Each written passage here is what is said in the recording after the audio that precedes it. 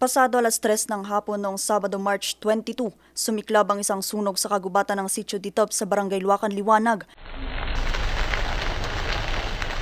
Isa sa mga rumispondi rito ang kagawad ng barangay na si Ernesto. Nung dumating na ako, marami ng fireman, kaya yung binantayan na lang yung alunda. Kaya hindi na gano'ng nag-spread doon sa taas. Sa taya ng barangay, umabot sa halos kalahating ektarya ng forest reserve ang nasunog. Mabilis daw na kumalat ang apoy dahil sa mga tuyong dahon ng pine tree. Hanggang ngayon, hindi pa matukoy kung ano ang naging mitya ng apoy. Yung tinatanong din ako kung baka yung mga may nagsunog doon na wala naman. Ang alam ko kasi doon, every time nung bata kami kasi doon, yung mga nagbi-picnic, tapos nag-ano sila ng mga anong tawag doon, ihawan nila. Yun, nag-spread.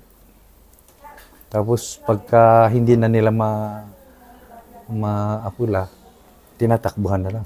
Bagamat may mga nagbabantay naman sa kagubatan, hindi raw nila ito agad nakita dahil liblib ang parte ng lugar.